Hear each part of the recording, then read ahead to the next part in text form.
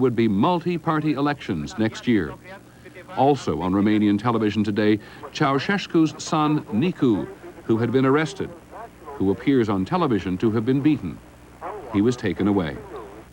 Only 5 weeks ago, Ceaușescu was reappointed to another term as General Secretary of Romania's Communist Party. In effect, he reappointed himself.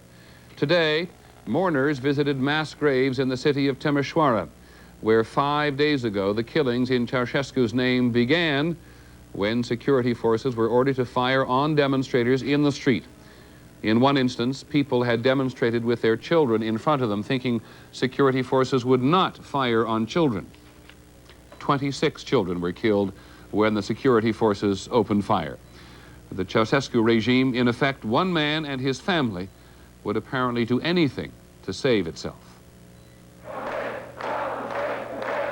There has rarely been such an obvious cult of personality. He likes to be referred to as the genius of the Carpathians, as if he towered like the Carpathian Mountains. He also likes conducator, which is roughly equivalent to Führer, which is what Adolf Hitler was called during the darkest days of Germany. When the invasion of Czechoslovakia took place in 1968, Ceaușescu refused to take part, and for a long time thereafter was known as the communist who would not automatically do Moscow's bidding.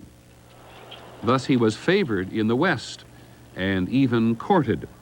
The West chose not to notice that he was taking his country back into the dark ages. Ceaușescu and his family extended their reach to every facet of Romanian life. Ceaușescu, his wife Elena, their 40-year-old son Nicu, and various relatives have held all the important party and government posts. The secret police have terrified people for years. Dissidents have been exiled or simply killed. All minorities have been repressed, especially the Hungarians. It normally takes a war to cause as much damage to a nation as Ceaușescu has, bulldozing the past in order to make a single workers' state, in which there is only enough electricity to run the television for 2 hours a day. There is no foreign debt to speak of, because everything that can be sold abroad is sold abroad. Romanians at home do without almost everything. And finally, there is the killing, the crude use of force to suppress every attempt at freedom. Every attempt but this one. The Soviet Union declared its support today for the popular uprising in Romania.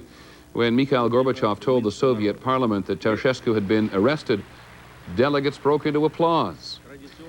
Here at home, the White House spokesman Marlon Fitzwater said, "A terrible burden appears to have been lifted from the Romanian people, and the United States shares in their rejoicing."